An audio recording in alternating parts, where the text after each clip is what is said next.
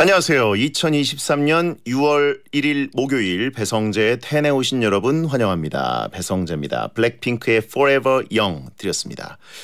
오늘의 헤드라인 6월 28일부터 만나이 시행 몇 살이 어려지나 였습니다. 6월부터 만나이가 적용된다고 해서 뭐 2살이 어려진다 이렇게 신난 분들 많으시죠. 근데 6월 1일부터는 아니고 28일부터입니다. 적용되는 시점도 좀 헷갈리고 만 나이로 통일하면 몇 살이 되는 건지 아직도 헷갈리는 분들이 많죠. 만 나이 계산은 뭐 생일에 따라서 하는 겁니다. 올해 생일이 지났다면 현재 연도에서 태어난 연도를 빼고 생일이 지나지 않았다면 현재 연도에서 태어난 연도를 뺀 다음에 추가로 한 살을 더 빼는 거죠. 참고로 저는 6월 28일부터 45세 딱 이 나이가 되는 겁니다. 아무튼 한 살 빠지는 거죠. 2살 빠지는 분들은 보통 하반기가 생일인 분들 부럽습니다. 12월생인 분들 좋겠어요. 특히 뒤에 4자 자리가 들어가서 이제 나이의 앞자리가 바뀌는 분들이 있어요. 이분들은 뭐 한 번 더 젊게 살 수 있어 좋지만 다시 또 앞자리가 바뀌는 고통을 한 번 더 겪는 것도 있으니까 어쨌든 헷갈리지 않게 잘 계산하시고 오늘은 영화 좋아하는 분들이라면 꼭 들어야 하는 코너 찌네타운 날입니다. 잠시 후에 이종범 작가와 노인을 위한 나라는 없다와 관련된 모든 이야기를 해보겠습니다. 영화를 보신 분들이나 안 보신 분들이나 스포를 원치 않는 분들을 제외하신다면 모두 함께 해주세요. 의견을 보내주고 싶은 분들은 샵 1077 짧은 문자 50원 긴 문자 100원 공짜인 고릴라 또는 땡튜브 채널 에라오 혹은 카카오TV에 배성재 검색하고 들어와서 참여하시면 되겠습니다. 선물 소개해드립니다. 배성재 10 프리 선언 없이 본 코너로 바로 돌아오겠습니다. 광고 듣고 시작합니다. K 콘텐츠 산업의 한 축을 담당하고 있는 남자 웹툰 작가 겸 크리에이터 이종범 씨 어서 오세요. 네, 안녕하세요. 웹툰 작가 이종범입니다. K 콘텐츠 기업의 고위직을 맡아서 축하를 드렸었는데 네. 이번에는 웹툰 배경 공모전 심사위원을 또 맡으셨다고. 왜 감투가 왜 이렇게 많아요? 아니요, 뭐 공모전 심사위원은 자주 하는 편이에요. 네. 이게 무슨 공모전이죠? 이게 배경 공모전은 뭐예요? 그러니까 이게 웹툰을 그릴 때 배경을 손으로 하나하나 그리는 경우는 요즘 별로 많이 없고요. 다 그 3D 모델링을 해가지고 쓰거든요. 혹시 아시나요? 모르죠. 거의 요즘은 그렇게 하시는 분들이 엄청 많아요. 네. 근데 제가 그거를 거의 도입하다시피 한 사람이라서 아마도 제가 배경을 못 그려가지고 나 만화가 못 되겠다 그 생각을 했던 게 이제 17년 전이에요. 나는 건물을 못 그리고 이거 너무 어렵다. 나는 아마 사람만 그릴 수 있으니까 데뷔를 못 하겠지? 그때 제가 이제 건축학과에서 사용하는 어떤 3D 프로그램 보고 이거 가지고 배경 만들면 되겠네 해서 이제 쓰고 데뷔하고 막 가르쳤어요. 그랬더니 지금 이제 웹툰 작가 한 80%는 그걸 쓰고 있죠. 그래가지고 부른 거 아닐까요? 그러면 이제 이종범 작가도 진짜 프로 웹툰 작가가 되기 전에 이런 공모전에 참가하고 막 상 받고 막 이런 거 과정이 있었나요? 늘 떨어졌죠. 떨어졌어요? 공모전 진짜 많이 도전했고 다 떨어졌어요. 붙은 적이 한 번도 없어요? 한 번도 없어요. 마지막에 데뷔는 붙어가지고 했는데 그 전에 그래서 한 8번 9번 떨어졌죠. 많이 떨어졌기 때문에 저는 이제 심사위원 가면은 내가 그때 왜 떨어졌는지 알겠다. 그래요? 그럼요. 그래도 뭐 시험을 보고 이럴 때 실패를 거의 경험하지 못했을 텐데 그때 좌절감이 좀 있었겠네요. 아닙니다. 저는 이제 옛날에 대학생 때 20대 때 솔로였을 때 연애 항상 차이고 공모전 항상 떨어지고. 연애는 좀 다르죠. 그런가요? 그래서 저는 공모전 진짜 다 떨어져가지고 지금 생각해 보면 나라도 떨어뜨렸겠다 싶었던 걸 했던 기억이 납니다. 그러니까 이제 심사위원 가면은 이해가 가죠. 이렇게 하면 안 되는데. 그럼 심사위원으로서 공모전이라는 것에 대한 꿀팁을 좀 주신다면? 이게 공모전은 확실히 소개팅이에요. 상대가 공모전 주최 측에서 원하는 걸 그려줘야 되거든요. 근데 이제 내가 원하는 얘기, 내가 막 보여주고 싶은 얘기를 엄청 밀어붙이면은 아무래도 좀 안 되는 경우가 많죠. 그쪽이 원하는 거 어떻게 파악해요? 다 알아요. 웹툰 작가들은 공모전 딱 보면 역대 공모전 수상작을 보면 어떤 소재 좋아하고 어떤 연출 좋아하는구나 같은 걸 다 알 수 있습니다. 그러니까 한 번도 안 봤으면 뭐 어렵죠. 아무튼 근데 그렇습니다. 그때 그 해 막 심사 기준이 다를 수도 있고. 메이저 공모전은 비슷합니다. 그래요? 독자들이 좋아하는 거 거의 비슷하기 때문에. 알겠습니다. 갑자기 만화 얘기하니까 제가 만화가 된 것 같네요. 좋네요. 자, 이종범 작가 앞으로 문자가 있는데 미종범 역수출가자님 종범 작가님은 최신 K-팝도 즐겨 듣는다고 하셨는데 네네. 탑 백을 들으시는 건가요? 아니면 특정 노래나 가수를 찾아서 들으시는 건가요? 남자 아이돌 노래도 들으시나요? 듣습니다. 저는 근데 그 엄청 잘 찾아가지고 듣지 못하고 제 아내 되시는 분께서 K-팝 아이돌에 굉장히 빠삭하세요. 네. 그래가지고 다 이렇게 추천해주죠. 남자 아이돌 노래 많이 듣죠. 요즘은 뭐 NCT 드림 엄청 듣죠. 네. 근데 권위자는 아니고요. 권위자는 제 아내. 항상 아내에게 추천받아 듣고 있습니다. 음악 쪽은 아내분이 좀 더 앞서가시나요? K-팝과 아이돌 시장은 아내가 진짜 박사급이에요. 제가 보기에는. 저는 거의 뭐 털진모가 오히려 밀린다고요? 아내 덕분에 제 나이 때 남자 중에서 많이 듣는 편이죠. 40대 남자치고는 아이돌 노래를 꽤 압니다만 다 아내로부터 이제 주워 들은 것들입니다. 그래요? 네네네. 알겠습니다. 자, 영화로 토크를 쪄내는 찌네타운 코너 설명해 주시죠. 명작 영화를 매주 한 편씩 선정해서 명장면, 명대사, 비하인드 스토리 등등 영화의 재밌는 부분만 쏙쏙 뽑아서 토크하는 시간입니다. 오늘 영화 가볼까요? 네, 바로 2008년에 국내 개봉한 영화 노인을 위한 나라는 없다입니다. 네네. 코엔 형제로 유명한 조엘 코엔과 에단 코엔, 그러니까 조엘 코엔이 형이죠. 예. 이 두 코엔 형제가 각본과 감독을 맡았고요. 지금 뭐 코엔 형제는 사실은 영화계에서 거의 거장 취급받고 있는 형제인데 크리스토퍼 놀란 형제와 함께 가장 유명한 형제 감독이죠. 네네. 원작은 사실 이게 모르는 분들 계시지만 소설입니다. 미국 소설가 코맥 메카시의 2005년작 소설이었던 노인을 위한 나라는 없다라는 그 소설이 원작인데 사실은 이게 그 원작을 영화를 보신 분들이 생각보다 이거 약간 좀 난해한데 아니면 좀 이렇게 내가 예상했던 거랑 다 틀리지? 뭐 이런 게 반응하시는 분들이 많아가지고 원작 소설은 안 그렇겠지. 그리고 찾아보시면 원작 되게 비슷해요. 원작 아주 충실하게 재현한 각색한 작품입니다. 네네. 이 제목에 대해 굉장히 많은 분들이 궁금해하시는데 노인을 위한 나라는 없다 하면은 뭐 노인 복지에 대한 얘기인가? 뭐 이런 얘기를 상상하시는 분들이 계신데 사실은 이게 아일랜드의 시인인 예이츠의 시의 첫 구절이에요.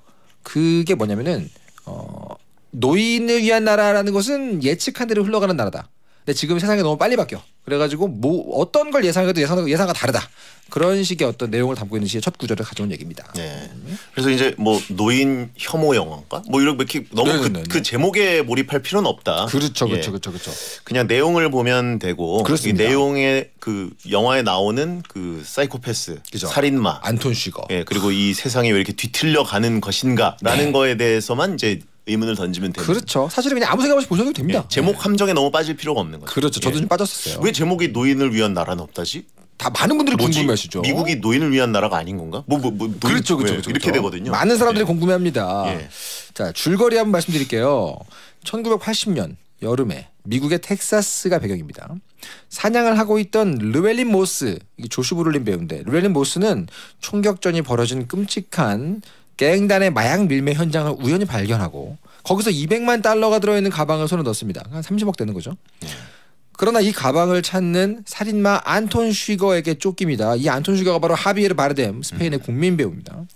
목숨을 위협받아가면서 이 두 사람의 뒤를 쫓는 보안관이 또 있어요. 벨입니다. 벨. 토미리 존스죠. 이 벨이 합세하면서 이 세 사람의 캐릭터가 벌이는 얘긴데요. 목숨을 건 추격전이 펼쳐지기 때문에 이 범죄 스릴러로 보는 분들도 계십니다. 재밌는 게 이 세 사람의 주연이 쫓고 쫓기는 영화잖아요. 근데 영화가 끝날 때까지 세 사람이 함께 등장하는 장면이 하나도 없어요. 결국 르웰린 모스가 죽은 뒤에 발견하는 토미리 존스, 벨이 나올 정도, 그 정도뿐이고 되게 독특한 영화입니다. 이게. 사실은 이거 아세요? 그 범죄 영화로 보는 사람도 있지만 가끔 어떤 평론가들은 이걸 재난 영화로 보기도 해요.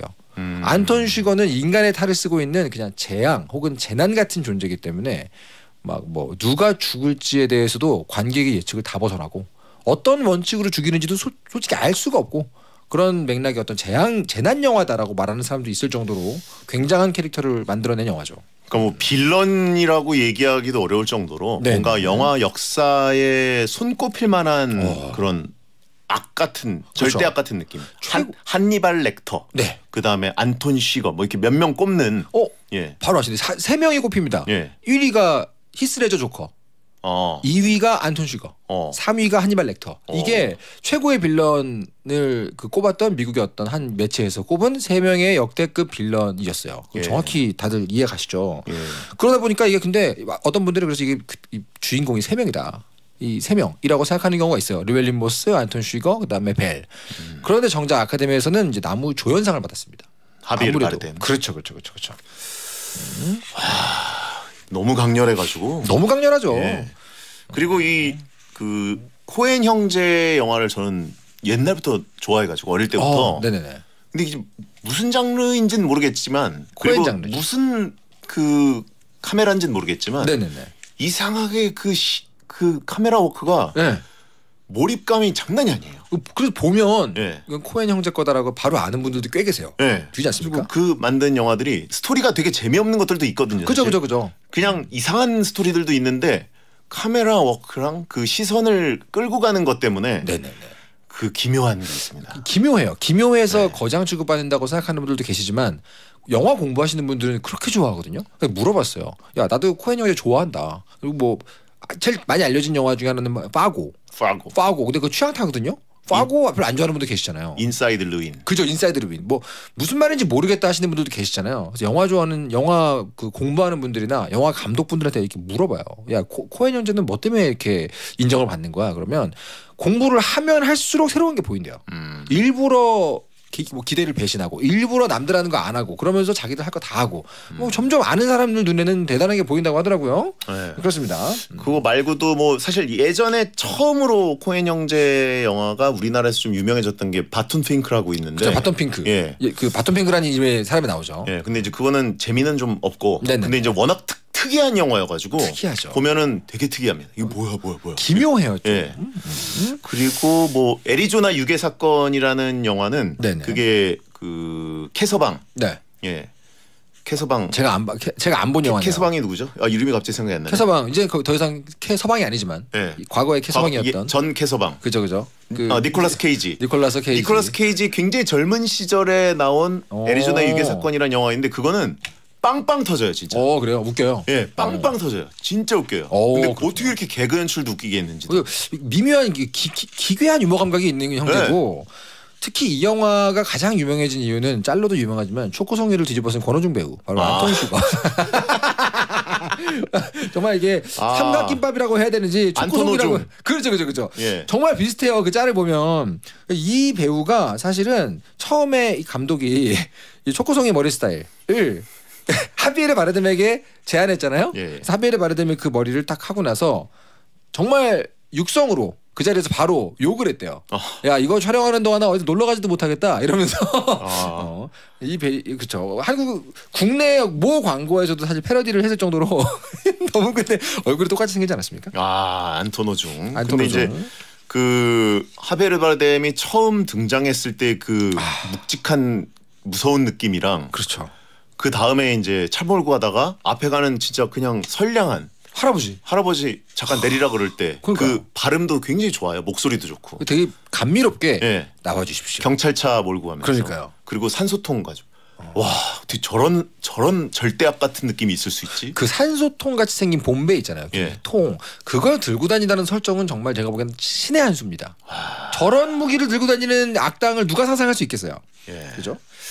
사실 이거 근데 재밌는 게 뭔지 아십니까? 1위로 꼽힌 빌런이 히스레저 조커라고 했잖아요. 네네. 원래 이 하비에르 바르뎀 전에 히스레저한테도 제안이 갔었대요. 이거를요? 네. 근데 히스레저는 르웰린 모스 역에도 제안이 갔었대요. 그러니까 어떻게든 히스레저를 같이 하고 싶었던 거예요. 근데 당시에 히스레저가 난 지금 쉴 때다. 그래서 휴식을 해야 되기 때문에 거절을 했단 말이 있습니다. 근데 이 배우들 3명이 네네. 토미 존스도 워낙 이제 대배우니까. 굵직하죠. 그리고 뭐 이제 조시 브롤린 뭐 이제 타노스 아닙니까? 타노스. 3명의 그 연기가. 그쵸. 그리고 또 이 3사람이 대체 어떻게 될지 예측이 안 되는 코엔 형제 그렇습니다. 연출 때문에. 사실은 이게 이런 종류의 그 대배우들이 나오고 특히 범죄 스릴러면은 예측하면서 보는 재미가 되게 많거든요. 요거는 뭐 어떻게 되겠지. 그리고 여기서 뭐 반격을 하겠지. 그리고 주인공은 잡겠지 적을. 근데 이 모든 것들을 다 배신하기 때문에 어떤 사람에게는 기묘하게 난해하네. 마지막 장면에 저 대사는 뭐야? 이런 분들이 되게 많거든요. 근데도 신기하게 이 3명의 연기 대결 플러스 서스펜스가 완전 치사량으로 들어가 있기 때문에 그것만 가지고도 재밌게 볼 수 있죠. 진짜 음악 안 깔고 그죠. 그냥 문고리 잠깐 이렇게 클로즈업 하는데 이거 조마조마한 서스펜스가 그 장면 기억나시죠? 그 방 밖에 그림자. 네. 그 뒤에 복도에 불이 탁 꺼지는 장면. 네. 야 이런 것들은 정말 누가 만들어도 야 이렇게 못 만듭니다. 그리고 그 문골이 쫙 클로즈업 되는데 그렇죠. 이게 그렇습니다. 그리고 그 또 우디 헤럴슨이라는 네. 또 걸출한 배우도 잠깐 나오잖아요. 너무 좋아하는데 그래서 이 사람은 또 어떤 거 하는 거지 했는데 또 그렇죠. 스포는 못 하겠고. 지금 스포 이미 되는 거 아니에요? 스포가 상관없습니다. 진짜 제가 이거 예전에도 봤지만 오늘 이거 하려고 또 한번 다시 보고 왔는데 다시 보면 너무 재밌는 거예요. 그러니까요. 이거 사실은 처음 볼 때보다는 두 번째, 세 번째가 더 재밌는 영화입니다. 자 그리고 이제 상도 좀 많이 받았고요. 그렇죠. 어마어마하게 많이 받았죠. 이게 아마도 이 작품상, 나무조연상, 감독상, 각색상 4개를 받았는데 이 4개의 상을 모두 받은 첫 감독이 제임스 카메론이었고 두 번째가 코엔 형제입니다. 이런 기록이 또 있어요. 자, 청취자 여러분이 보내주신 노인을 위한 나라는 없다 명장면을 보면서 얘기 나눠보겠습니다. 네, 최애란님께서 보내셨습니다. 영화 처음 시작할 때 젊은 보안관한테 안톤 시거가 잡혀오는데요. 그때 뒤에서 꾸물꾸물 하더니 수갑찬 손을 앞으로 넘기고 이 수갑으로 보안관의 목을 졸라 죽이잖아요. 마지막에 발버둥 친 구두 자국의 바닥이 너무 소름 끼쳤어요. 야, 어떻게 이런 연출을 하는지 진짜. 이때 얼굴 표정 진짜 충격적이잖아요. 이 안톤 시거의 얼굴 표정이. 이게 뒤에서 목 잡은 다음에 그 눈빛 바닥에서 힘주고 있는 눈빛. 그렇습니다. 이게 공포죠. 이 젊은 보안관이 살해당하기 직전 마지막에 통화에서 한 대사가 under control, 나 통제하고 있다 이 얘기거든요. 그 말을 하자마자 죽어요. 그러니까 이 영화에서 얘기하고자 하는 테마를 처음부터 확 던져버립니다. 그쵸. 너네는 지금 아무것도 통제할 수 없고 세계가 지금 다 미쳐서 돌아가기 때문에 통제할 수 있는 건 아무것도 없다. 이 얘기를 하려고 지금 이 영화를 만든 거라고 하는데 첫 장면부터 그걸 대사로 탁 찍어주죠.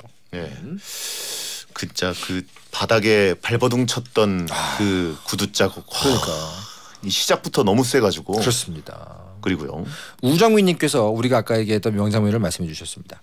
경찰차를 탄 살인마 안톤 시거가 보안관 살해 후에 경찰차를 타고 무고한 시민을 갓길에 멈춰 세우잖아요. 그리고 그대로 가축 도살용 공기총으로 살해를 한 후 손쉽게 차량을 탈취하는데 눈 하나 깜짝 안 하더라고요. 근데 자꾸 안톤 시거 얼굴 잡힐 때마다 권호중 씨 얼굴이 보여서 섬뜩하면서 웃겼어요. 이게 가축도살용 공기총이에요. 이게 뒤쪽에 그 토미리 존스가 이 류엘린 모스 아내인 칼라 지인에게 얘기해주는 에피소드에서 나오긴 나옵니다. 이게 캡티브 볼트라는 이름을 달고 있거든요. 그게 뭐냐면은 이게 푸식 누르면은 소를 공기만 나가는 게 아니고 이렇게 볼트 같은 게 팍 나왔다 들어간대요. 그런 식으로 소를 도살하는 옛날 방식의 도구인데 그걸 가지고 있는 안톤 시거를 딱 보여주면서 이 안톤 시거가 인간을 어떻게 보고 있구나. 인간을 약간 동물 죽이듯이 죽이는 정말 사이코패스구나라는 걸 보여주기 위해서 이 도구를 썼다는 말이 있어요. 가축 죽이듯이. 그렇죠. 도살하듯이. 그렇죠. 굉장히 끔찍하죠. 너무 충격적인 초반이죠. 자, 그다음은 무등이 켜져 있는 아침님께서 보내줬습니다. 사냥하다가 마약 밀매 현장을 우연히 발견한 르웰린이 물 한 모금만 달라는 생존자를 뒤로한 채 총을 챙겨 떠났는데요. 돈가방을 가지고 떠난 생존자를 쫓아가서 200만 달러를 손에 넣었을 때는 좀 징하더라고요. 100% 뭔 일 나겠다 싶었어요. 그러니까 이게 심상치 않은 현장에 갑자기 도착하고 그쵸. 여기 휘말리는 느낌. 그렇습니다. 제가 이 장면이 제일 힘들었어요. 저는 동물이 다치는 거, 특히 개가 다치는 거 못 보거든요. 근데 이 장면이 이제 그 갱들 사이에 총격전 사이에 이 귀엽고 안쓰러운 개들도 죽어 있는 걸 보고 제가 굉장히 힘들었습니다. 물론 이제 이 개들은 이제 전투개들이죠. 전투견들. 그렇죠. 그래가지고 그 로트와일러나 도사견 뭐 이런 종류들이고 마약 밀매 과정에서 이제 서로를 물어 죽여라고 풀어놓은 사실 맹견들인데.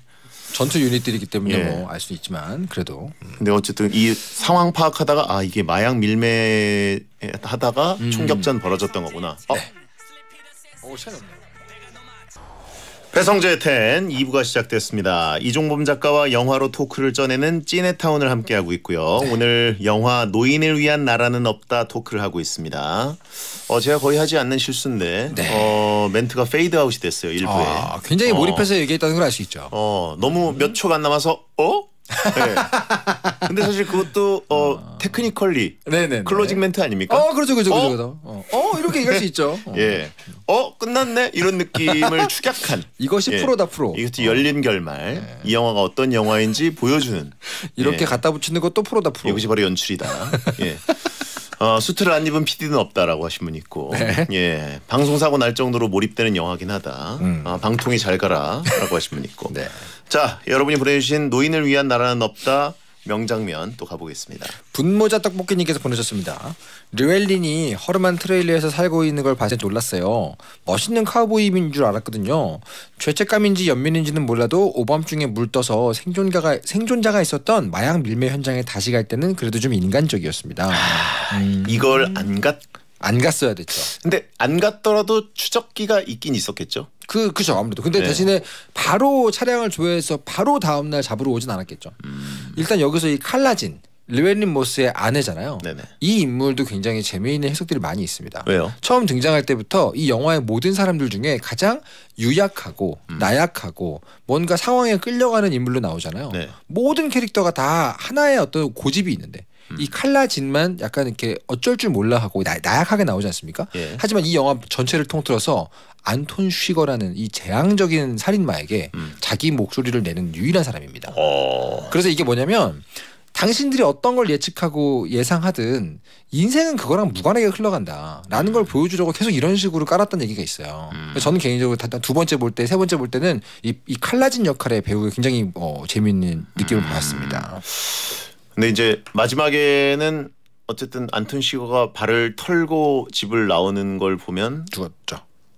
그게 약간 뭐 대부분의 의견이죠. 어쨌든 그래도 이제 할 말은 자기가 그쵸. 제대로 한 그렇죠. 인생에게 운명에게 되고 한마디 한 유일한 캐릭터가 바로 왜냐면 중간에 나온 그 있잖아요. 그 누구죠? 그 카슨 웰슨 우디 에럴슨 굉장히 멋있게 나와가지고 야 정말 무슨 천적같이 얘기하지만 안톤 시거의 아치 에너미 같은 느낌이었는데 그런 느낌인데 되게 바들바들 떨면서 덜덜덜 하잖아요. 예. 그거 보면서 이제 오히려 칼라진이 훨씬 더 할 말이 있네 이런 느낌이 있죠. 그렇죠. 그리고 또 연출도 이제 최후 같은 느낌을 딱히 보여주지 않고 맞습니다. 예. 그러네요, 진짜. 네. 되게 의미 있는 어떤 느낌이라고 봐요 저는. 다음은요. 많은 분들이 기억하시는 명장면입니다. 전소진님께서 안톤 시거가 기름이랑 간식 사러 가게에 들리는데요. 거기 가게 사장이 스몰 토크 시도했다가 안톤의 심기를 건드립니다. 사회성이 완전히 떨어지는 안톤 시거는 계속 말꼬리 물다가 목숨을 걸고 동전 던지기를 하자고 하죠. 진짜 왜 저러지? 라는 말이 절로 나오는 숨막히는 씬이었어요. 전 이 장면에서 이 주유소 주인 아저씨의 연기 대단하다고 봅니다. 처음에는 벙쪘다가 놀랐다가 점점 겁을 집어먹더니 나중에는 어찌할 바 몰라 하는 그 공포와 당혹감. 예. 굉장한 연기였어요. 그렇죠. 이 영화 이 장면 보는 모든 관객들이 야 내가 저 상황이면 나 그냥 한번 친해지려고 야 너희 쪽 동네에는 비 왔냐? 한마디 했는데 갑자기 내 목숨을 걸고 동전을 던지고 앉아있는 이 상황 정말 무서울 것 같거든요. 그래서 안톤 쉬거의 어떤 그 사이코패스력을 보여주는 정말 끝내주는 장면이죠.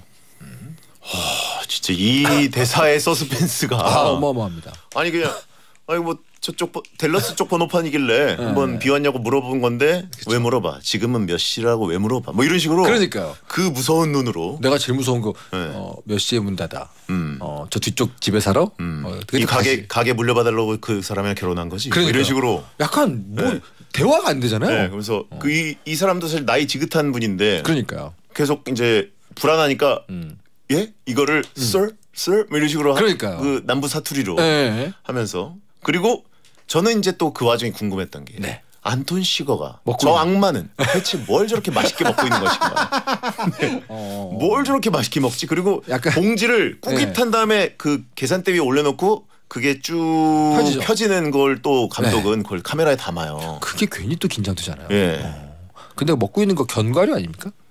견과류인가요? 저는 왜 라면 땅이 생각나는 라면 땅 느낌이긴 해요. 예. 그런 느낌이죠. 약간 조각난 라면 땅 느낌. 예. 아니면 뭐 조각난 프레첼 이런 건가? 하여튼 뭔지 모르지만 되게 그 와중에도 야무지게 먹습니다. 예. 결국은 이 가게 주인을 말로 괴롭히면서 한 봉지를 다 먹죠. 예. 예. 어쨌든 이 사람은 살았겠죠? 살았죠. 행운의 동전. 행운의 동전. 행운의 동전도 약간 뭐라 그럴까? 그 주머니 넣지 마. 섞이잖아. 그런 말도 되게 정말 약간 인간하고 대화하는 게 맞나? 라는 느낌이에요. 그러니까 관객들로 하여금 이 동전 일단은 살았다. 네. 동전 잘 골랐다. 살았다 하는데 주머니에 뭐 대충 넣으려고 그러니까 대충 넣어? 뭐 이런 식으로 그렇죠. 아직 남았어. 한 번 더 던지나? 두 번째 판 던지나? 이런 느낌이죠. 어휴 진짜. 무섭습니다. 네. 네. 그다음은요. 다음 장면은요. 팥붕 대 슈붕입니다. 저는 팥붕입니다. 보안관 벨, 토미 리 존스입니다. 보안관 벨이 처음 등장했을 때 좀 당황했어요. 맨 처음에 3대째 보안관을 하고 있다란 이 나레이션을 한 사람이 전 르웰린 모스인 줄 알았거든요. 네. 차량, 상황, 증거 파악도 굉장히 빠르고 이 사람 베테랑이구나 라는 느낌이 확 왔습니다. 근데 재밌는 게 이 토미 리 존스 옆에 계속 같이 나오는 젊은 보안관 있잖아요. 이 후배 보안관. 이 배우가 가렛 딜라 헌트라는 배우인데 이 배우가 사실은 르웰린 모스 역에 5번이나 오디션으로 도전을 했습니다. 아 그래요? 그러나 이 역으로 됐죠. 약간 감독 입장에서 미안했나 봐요. 나 르웰린 모스 안 될 것 같다 싶은데 미안했는지 아니면 노력이 가상했는지 토미 리 존스 옆에 딱 붙여가지고 나오는 게 아닐까. 근데 뭐 아무튼 미안한 말이긴 하지만 조시 브롤린의 중량감이 너무 커가지고 그죠. 예. 사실 조시 브롤린 모습으로 르웰린 모스를 다 본 사람들이기 때문에 네. 지금 요 얘기를 들으면 그림이 안 그려지죠. 그렇습니다. 자 다음은요.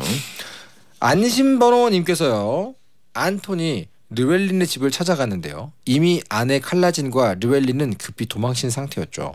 아무 소리도 안 나는 빈집을 둘러보는데 왜 이렇게 긴장되던지요.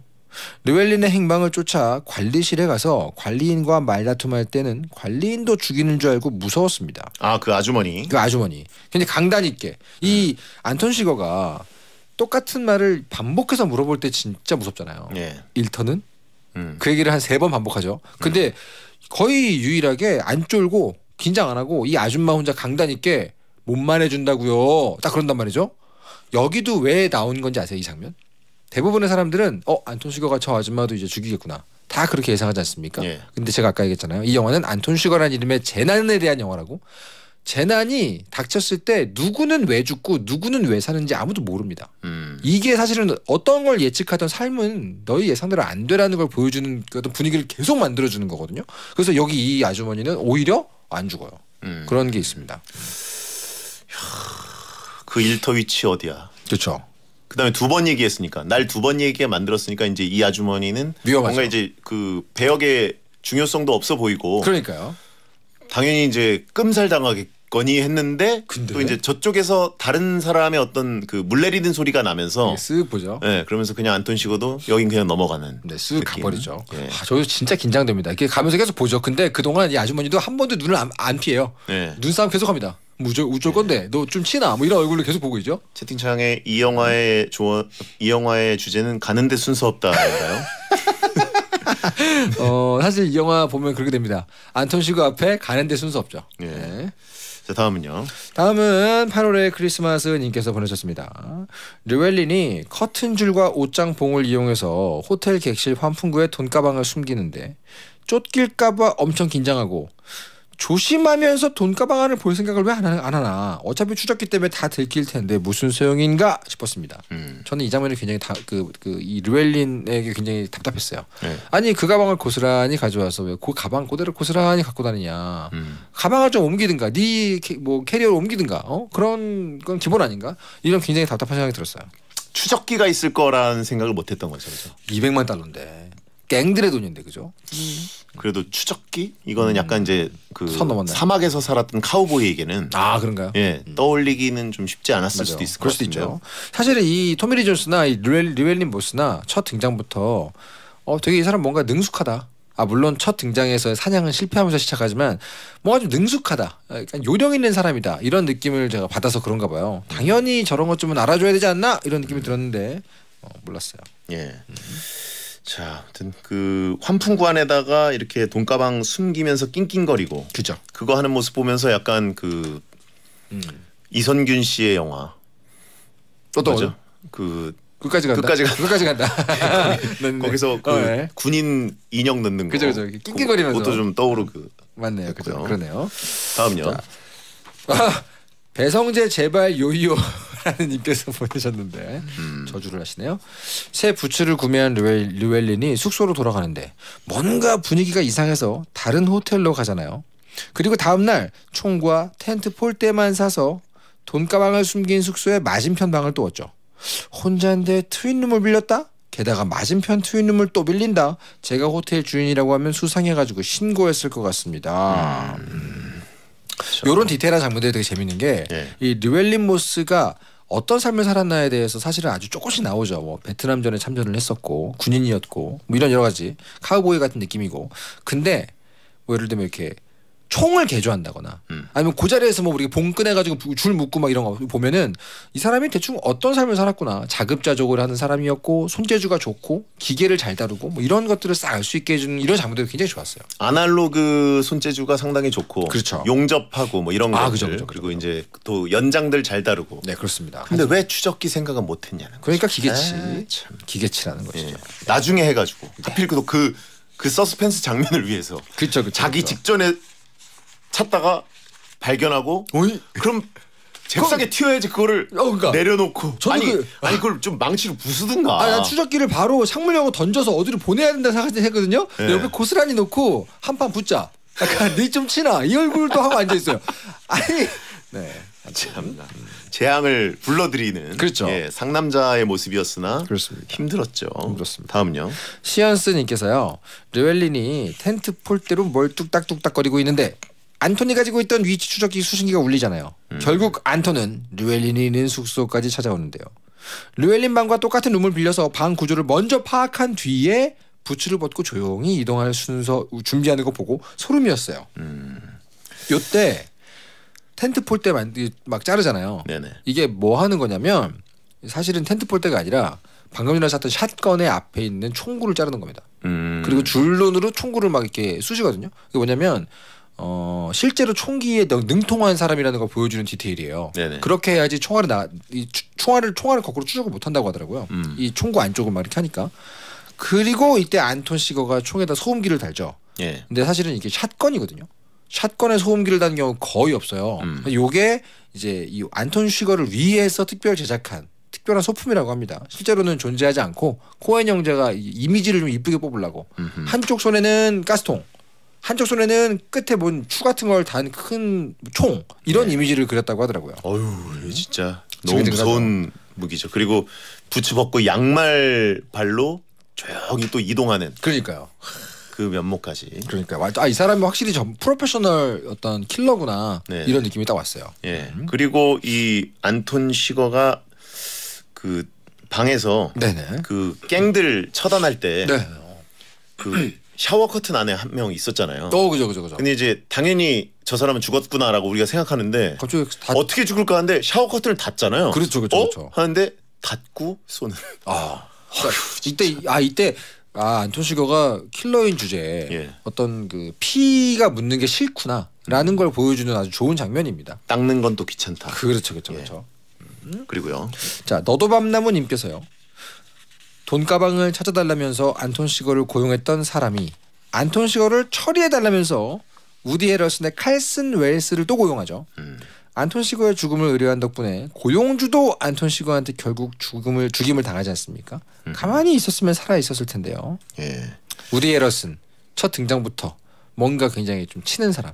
예. 이 사람 안톤 시거를 잡겠구나. 한바탕 붙겠구나. 그런 생각을 했으나 아주 자연스럽게 등을 잡히고 자연스럽게 이글 호텔 계단에서 바로 등을 뺏기죠. 그래서 방으로 가자. 그 다음에는 돈 줄게 살려줘. 그러니까 뭔가 처음에 등장했던 장면이 네네네. 이 빌딩이잖아요, 그죠? 네. 그리고 양복을 입고 있고, 그죠. 머리엔 또 카우보이 모자를 쓰고 있고, 그렇죠. 그래가지고 이 사람은 하이브리드다. 그죠. 고수다. 카우보이 겸 도시에도 익숙한, 비즈니스에도 능한 카우보이다. 이런 느낌과 함께 또 막 관찰력도 과시하잖아요. 그렇죠. 한층이 비는 것 같은데. 뭐 이런 이런 얘기를 식으로. 하고 또 우디 애들슨의 얼굴에서 느껴지는 포스가 있으니까. 그렇죠. 그래가지고 이 사람이 안톤 시거의 뭔가 그 딱 숙적이구나. 숙적 라이벌. 그런 느낌을 받아서 최소한 누가 죽더라도 뭐 팔 한쪽이나 다리 한 짝은 가져가겠구나 이런 그죠. 느낌이었는데. 그리고 그 조시 브롤린이 깨어났을 때 꽃다발 들고 문병원 느낌도 그러면서 보통 건물이 아니구나라는 느낌을 주잖아요. 너는 못 잡아. 예. 나는 잡을 수 있을지 모르지만 이렇게 얘기하는 것도 있고 그 장면 그 대사 기억나세요? 그 조직 보스가 이 루디 에러슨한테 안톤 시거 이놈 얼마나 무서운 놈이야. 했더니 얼마나 잘 알아? 나를 부를 정도로 무서운 놈이죠. 그래서 야 정말 이거는 아니 그러니까 생각해보면 다시 보면 되게 허세해요. 그러니까요. 엄청난 허세죠. 그리고 그걸 시킨 마쿠에 네. 예, 그 보스도 같이 그냥 예, 뭐 아무것도 아니었어요. 네, 그냥 한 방에 그냥 스위핑합니다. 스위핑. 자, 이 멘트는 좀 쳤다. 그죠. 예. 랩 배틀을 하면 잘할 것 같아요. 네네. 그리고요. 정말 이 부분 저도 꼽는 장면입니다. 행복저림님께서 르웰린이 드디어 돈가방에서 위치 추적기를 발견했을 때 뭔가 수상함을 감지하고 로비에 전화를 해보는데 24시간 프론트인데도 직원의 전화를 받지 않죠. 그리고 바로 문 앞에 수상한 그림자가 나타나지 않습니까? 눈치는 없지만 감은 좋은가 봐요. 르웰린 모스는 이 감각, 생존에 대한 본능과 감각으로 계속 살아 나온 사람이에요. 이 장면에서 이렇게 바깥에 발 그림자가 싹 있는데 네.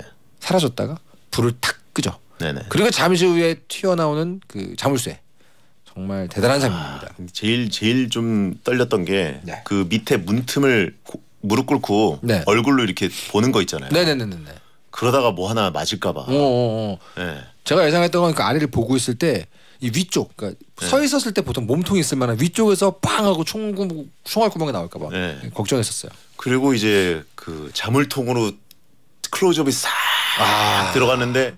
그렇죠. 자물통으로 일단 한번 명치를 세게 맞죠. 명치를 세게 맞으면서 그 선방을 맞습니다. 네네. 그리고요. 자, 레몬버터님께서요. 안토니 르웰린을 찾아내서 두 사람이 도심에서 총격전을 벌입니다. 도망치던 르웰린은 옆구리에 총을 맞고 지나가던 트럭에 올라타는데요. 안토니 이 운전자를 바로 쏴버립니다. 그리고 그 시체와 함께 운전해서 도망가는 르웰린도 보통 내기가 아니죠.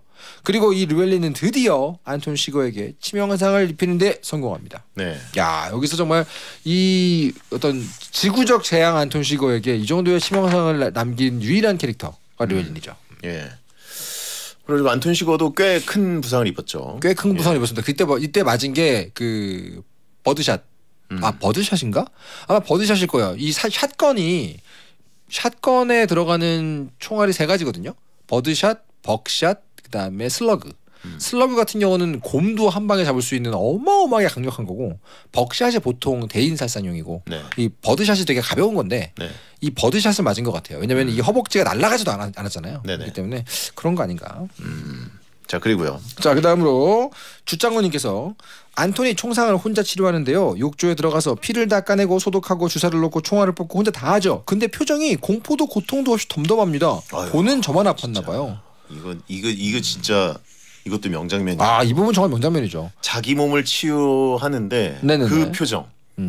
혼자 욕조에 몸 담그고 피가 막 흥건하고. 그리고 이때 또 그 치료할 도구를 사러 들어가는 것도 명장면이었죠. 차를 일단 터트려 놓고. 네. 놀랍습니다 정말. 어이가 없었습니다. 그렇습니다. 네, 시선 강탈해놓고 그냥 약국에 들어가가지고 응급의약품 쓱 다 가져와는. 막 가져오죠. 미국관우라고 하신 분 있고. 네, 그렇습니다. 자기 살을 꼬매고 막 그러죠. 네. 마지막으로 하나만 더 해볼까요? 양유정님께서 바로 이거 하셨네요. 안톤 시거가 옷 잘라서 약국 앞 자동차에 가서 기름을 먹이고 불을 붙여버리더라고요. 네네. 그리고 약국을 털던데 그냥 가서 정상인처럼 약을 살 수는 없었을까요? 왜냐하면 요때 안톤 시거가 가져온 약은 처방전이 있어야 살 수 있는 마약성 진통제입니다. 네네. 네. 그래서 약국을 털어야 되는 상황이었는데 그렇죠. 어떻게 보면 꽤 영리하게 그렇죠. 예, 차 하나 뻥 터트려가지고 모두가 그걸 볼 때 드럭스토어에 있는 사람들 시선을 다 글로 강탈한 다음에 여유 있게 약국을 털었죠. 맞습니다. 자, 오늘은 원래대로라면 코너 속의 코너 월드컵을 해야 되는데 오늘은 영화를 좀 더 소개하고 싶어서 청취자 여러분이 보내주신 영화 속 명장면만 쭉 소개해봤습니다. 네. 광고 듣고 돌아옵니다. 해성제 10 오늘은 노인을 위한 나라는 없다 찌네타운을 해봤습니다. 네. 자, 명장면 보내주신 분들 중에 선정해서 커피 쿠폰 보내드리겠습니다. 근데 지금 뭔가 허전하다고. 왜 또 분의 3 오늘 없냐고. 또 분의 3은 여러분. 이 영화 4분의 3 뭐예요? 네, 우디 해럴슨이 죽는 장면에서 시작해서 르웰린 모스가 죽을 때까지 대충 한 6분 정도가 정확히 4분의 3지점에 들어갑니다. 그래요? 네, 딱 보면 4분의 3 그 지점 1시간 20분 25분 이때부터 우디 해럴슨이 딱 죽어요. 그 뒤로 6분 동안 두 주인공이 다 죽죠. 정확합니다. 네. 예. 그러면 최고의 명장면은 뭐라고 생각하세요? 저는 토미 리 존스와 안톤 시거가 이 구멍난 문을 가운데 두고 서로를 느끼고 있을 때. 거기 정말 기가 막히죠. 근데 거기서 안톤 시거는 그 환풍구로 도망간 건가요? 그 부분이 되게 애매해요. 이 토미 리 존스가 상상하는 모습이라는 설도 있고요. 실제로 네네. 어딘가에 숨어있다는 설도 있고 그걸 그냥 모른 척하고 나온 벨이라는 설도 있고 여러 가지 설이 있습니다. 저도 그 부분의 서스펜스가 장난 아니었는데 그렇죠. 굉장하죠. 거기서 대체 둘이 마주친 건지 그러니까요. 아니면 뭔가 도망간 건지 이 부분 일부러 약간 애매하게 연출했다 말도 있어요. 그렇죠. 네 그렇습니다. 자 그러면 노인을 위한 나라는 없다. 털동진의 한 줄평. 최고의 빌런 캐릭터와 치사량의 서스펜스로 포장하면 난해한 영화도 오락 영화 못지 않습니다. 네? 난해한 영화지만 뭔 소리예요? 멋있는 말이죠. 네. 아 이건 난해한 영화가 아니라 네. 그러니까 저는 제목 때문에 제목에 좀 속았다고 생각해요. 아 그렇군요. 예, 네. 그냥 보면은 재미있는 영화라고 생각하거든요. 물론 이제 그냥 재미로 넘어갈 영화는 아니고 되게 무서운 영화지만 그냥 즐길 수 있는 영화인데 그렇죠, 그렇죠. 제목이 갖고 있는 뜻이 뭘까, 숨어 있는 게 뭘까를 너무 생각하다가 네. 오히려 함정에 빠졌다. 한 줄평이 난해하네요. 한 줄평 감사합니다. 난해한 한 줄평. 예, 한 줄평이 너무 난해하다. 작가라 그렇습니다. 예. 자 다음 주는 저희가 웰컴 투 동막골로 찌네타운 한번 해보겠습니다. 네. 이것도 꽤 오래된 영화네요, 이제. 아 걸작이죠. 너무 예. 좋아하는 영화입니다. 웰컴 투 동막골. 저는 항상 이제 멧돼지, 네. 통구이, 그렇죠. 먹방 씬이 생각나는데. 연극이 유명하죠. 예. 자 그러면 이종범 작가 다음 주에 뵙겠고요. 네 감사합니다. 예, 2023년 6월 1일 목요일 배성재 10 마무리하겠습니다. 소등합니다. 야한 꿈 꾸세요.